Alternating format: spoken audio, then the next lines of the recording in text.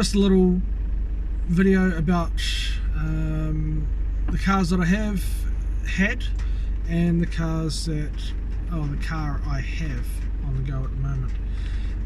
So started off 16 years old. Bought my first car was a Holden Tirana.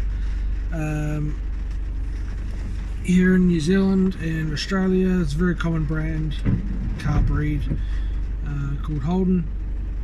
I bought this car off my dad, $500, and done me well. All the kids, other mates at school thought it was an awesome car. I'm used to it. It was Dad's car, I had that for a while. As young guys do, they wanted to do it up, and unfortunately I didn't have the money to. So long story short, after I stripped it down and started doing it up, I ended up taking it to the tip. I was at my uncle's house and he said, you've got two options: do something with it, start working on it, or get rid of it. And I didn't have the money to do anything to it. So yeah, off to the tip it went. I ended up getting this, after that I ended up getting like a little, it was a 1984 E15 Pulsar Turbo, and it was fun. First turbo car I'd ever driven,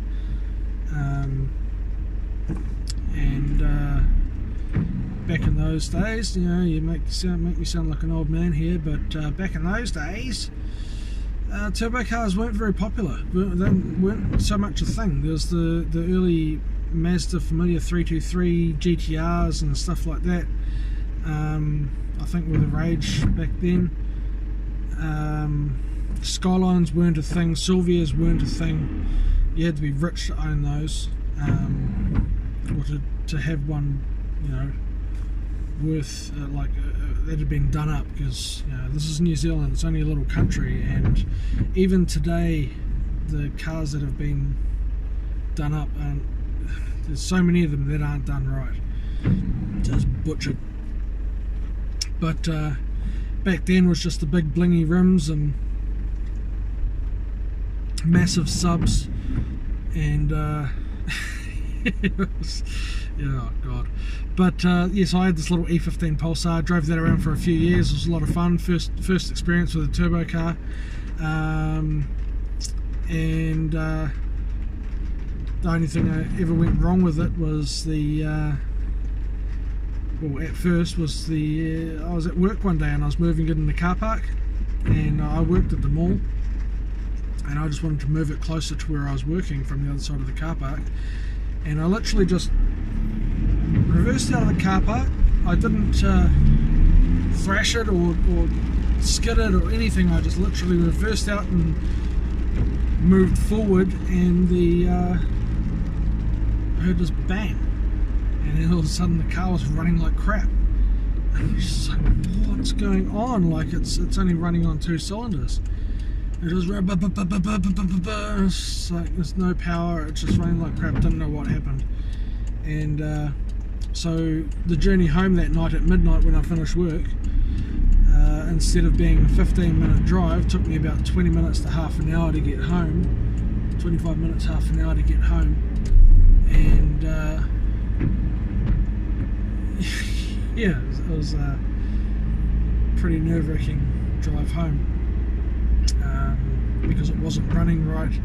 For some reason my battery wasn't charging properly and the lights were dimming, so I was trying to drive without my lights on, just puttering along the road, and cop pulled me over and let me go. He said, look, just hurry up and get home. And yeah, so I went home next day, pulled the cam cover off, and the arm that holds the rockers, which open and close your valves, had snapped clean in half, and only half of it was working. So yeah, that was interesting. Conveniently, my mum had a Nissan Langley, which is very much the same car, same engine, except mine was a turbo model and hers wasn't. and hers was off the road for some reason. I think it was rust and structural rust or something. She couldn't get a warrant of fitness, and we couldn't afford to fix it, so she was just there to get rid of, really, and she just hadn't done it. And I stole the rocker arm out of hers, the rocker bar out of hers, and put it in my car so I could drive it. Yeah, you know, it was half a day. It was back in. It was running. My first time I ever had to set the gaps with a feeler gauge. So it was all learning experience. You know, just get in there and do it, or you don't learn. And yeah, done me well for another few months until the clutch decided to give out and pretty much put it off the road. Conveniently, at the time, I was working at a car dealer's, and they let me use trade-in cars just for my daily driver. So that got me around for a little bit, and I decided, right, I need to buy another car, and this time it's going to be an expensive car, more expensive than $500.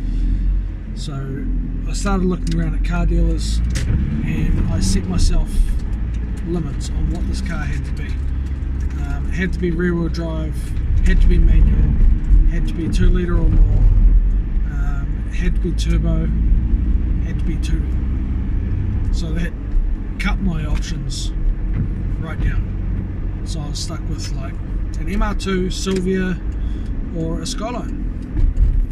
And like I said before, Skylines weren't a thing back in those days, so not really anyone had them. Not really anyone really knew what they were. And I saw it there, and I was like, yeah, it's a pretty nice car. It's maroon GTST Skyline. And I didn't take it for a test drive, because honestly I didn't think I'd get finance for it.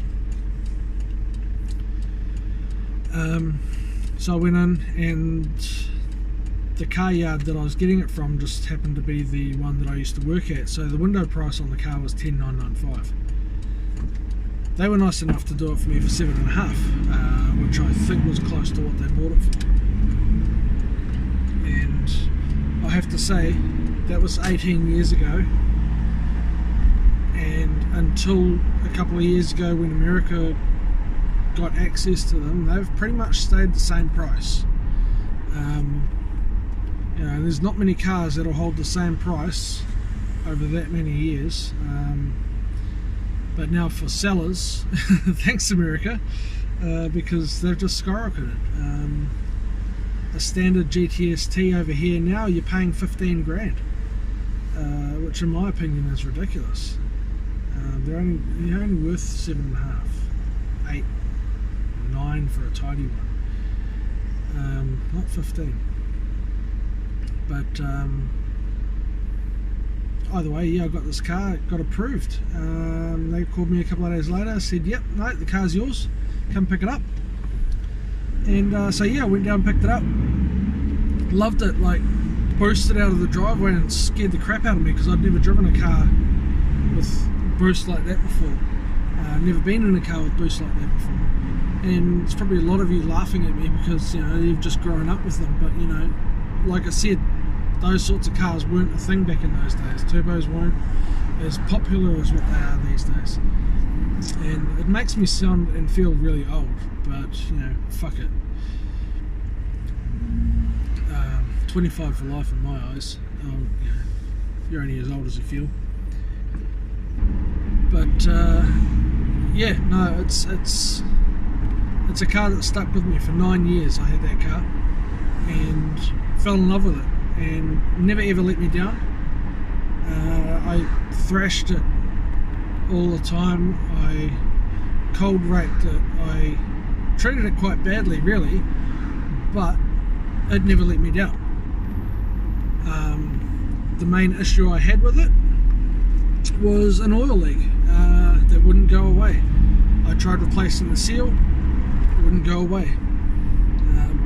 Pulled the cover back off because it was in the cam cover on the passenger side at the back, and yeah, it would just always blow oil.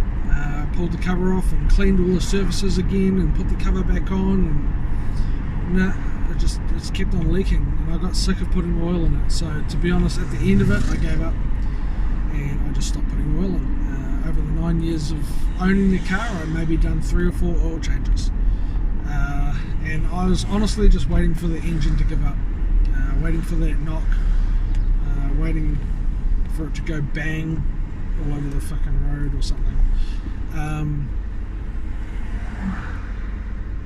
But it never happened.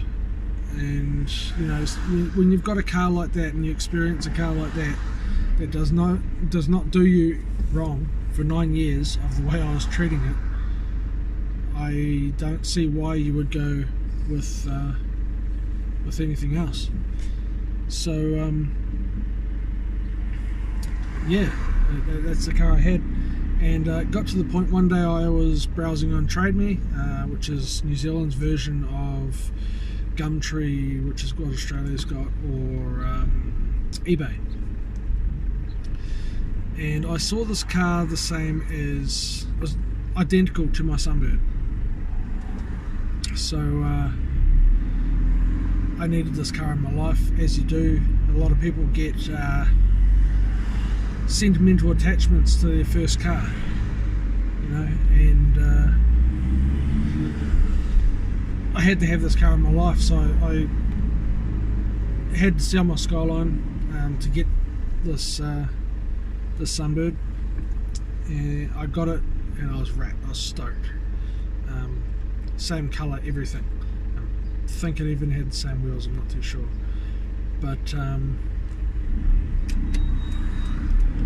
yeah, it didn't last long. 2 weeks later I regretted it badly.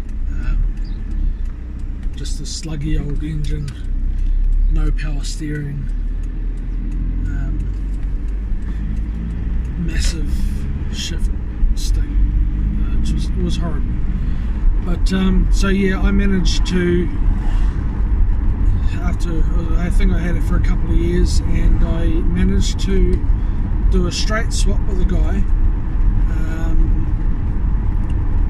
for another Skyline. Now this Skyline was a third of the way down our country,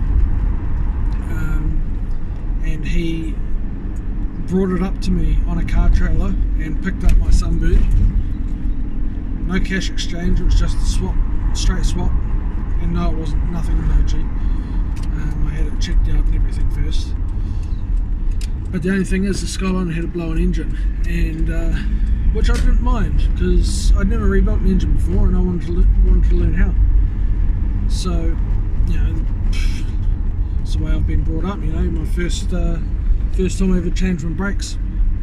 Dad, can you help me? No, do it yourself. So, but I don't know what I'm doing. So you're not going to learn if you don't do it. If you get stuck, come and get me. You know, it sounds harsh, but it's just the way you got to learn sometimes. And it was probably one of the best lessons I got, because I would prefer these days to just do it myself. If you get stuck, then you ask for help. But if you don't try, you won't succeed. You know, and that goes with everything, not just cars. If you don't try, you won't succeed.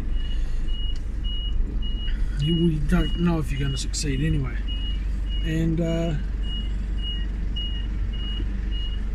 so yeah, I got the Skyline and pulled the engine out and rebuilt it. Got the block hot tanked and chemical washed, and pistons bead blasted and everything.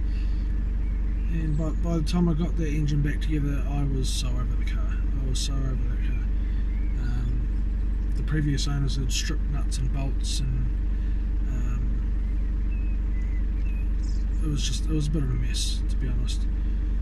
And yes, it had the body kit that I always wanted. It was a Vertex kit, and I just couldn't do it anymore, and I managed to sell it as it was. I got to the point of running, just, and yeah, I got rid of it and I found myself another GTST. So yeah, this GTST I got was probably one of the cleanest ones that was around at the time. Well, overall anyway, it wasn't immaculate, but had the, like, I had my friends drive, a couple of friends drove it, and a couple of mechanics drove it that have driven GTRs and stuff, and they said that it was probably one of the cleanest skylines I've ever driven. The tightest, like all the bushes and everything. No crunches in second, like all skylines do, and yeah, and I loved it. It was a really nice car to drive. It was factory, like so factory, which is hard to find over here. Everyone gets these cars and they just molest them and butcher them and do all their modifications and whatever they want to do. But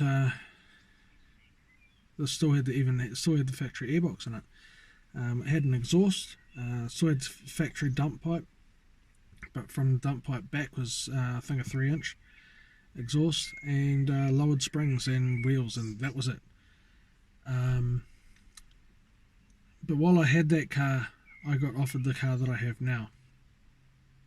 It's a R32 once again, maroon, third maroon Skyline, because the Skyline I had at the time, the second GTST, was also maroon. GTS4, so that's what I have at the moment. It's an R32 GTS4, and for those of you that don't know, the GTS4 is basically a four-wheel drive version of a GTST. Still got the RB20 DET, but four-wheel drive gearbox, and I'm not too sure how different to a GTR it is, but either way, none of that was in this car anymore. This GTS4 has an RB30 DET with GTR running gear, so GTR gearbox and diffs and everything. I could instantly tell when I was driving it that it was a GTR gearbox, because the rev range was completely different. It was another 1000 RPM lower at the same speed along the motorway. 100 k's an hour was 1000 RPM less than what I'm used to, and yeah, it's 300 kilowatt and low boost, but it just needed to be certified, because here in New Zealand you do any modifications to your car, so engine or suspension arms or whatever, it has to be certified to be road legal. If you haven't got a cert, you can't get a warrant of fitness. If you don't have a warrant of fitness, you can't register your car. So I got this car and started getting the cert sorted out, which was just small things really. It was drive shaft hoops. The battery was already in the boot, but it had to be put in a proper battery box. Just small things, spring on a return spring on the throttle and everything. But yeah, I got it all sorted out. Went through 2 checks and everything was sweet. I just needed to go for one more check, and it was for my emissions. This is where the problem starts. Is 2 weeks before the final check, it developed an exhaust leak. I thought, oh yeah, it's just blowing a turbo gasket or something like that, and I'll get that changed. But unfortunately, it wasn't that simple. It was the exhaust manifold. Now because this is all aftermarket, the exhaust manifold is heat wrapped and everything. I couldn't get the turbo manifold off. I couldn't get it off the car with it in the car. So I've had in my head this whole time, keeping in mind it's been off the road for 2.5 years as of this week, I think. And yeah, it's 2.5 years. Sorry, it's been off the road. And last week I took it into work because of where I'm working now. I've got a belly lift, and I can lift from the sills rather than lifting from the wheels like on a big flat hoist, which I couldn't get under the car properly with that. And so I took it into work, and I managed to get the exhaust manifold off. And I've got a small loan from the bank to get this all sorted out, and I pulled the exhaust manifold off. And I tell you what, don't ever buy cheap Chinese manifolds or cheap Chinese parts. Like, they're cheap for a reason. I'm a little bit worried about the wastegate that I've got. Looks very much like a Turbo Smart wastegate, but I've got a feeling it's not a Turbo Smart wastegate. But yeah, this manifold was split in about 3 places, cracked all the way around from one side to the other, and just blowing apart. Like, it's amazing. It's even melted in points. It's just got so hot, and I've just as of last night bought a brand new Synco manifold. It's made to order. It's probably going to take about 3 or 4 weeks before it gets sent out, or before I can go and pick it up. Just because of their workload. They're such a reputable company that the workload is just huge. So yeah, that's where I'm at now. And they've told me do not heat wrap them because it holds too much heat in, and I'm guessing that's why this manifold's blown out, because it's just too much heat. I've gone with a stainless manifold, not polished, don't need any of that crap. I just want one that works, and plus it was an extra $200 just for the stainless, for the burnt look. I don't need that. But yeah, so yeah, if you've managed to watch this whole video, thanks a lot. Just me rambling about my cars. There's still more to come. I wanted to film me taking out all that stuff, but because I'm doing it at work, it's difficult and not very professional if customers come in. And you got to try and keep it on down low, and Big Boss doesn't want me working on it at work, so I've got to try and do it after hours and stuff like that. So it's just all time, restricted time. But I do want to try and do some videos of install, videos of when I get the manifold, and yeah. So like, subscribe if you've got any questions, put them in the comments down below, and hope to see more videos coming up soon. Okay, thanks guys.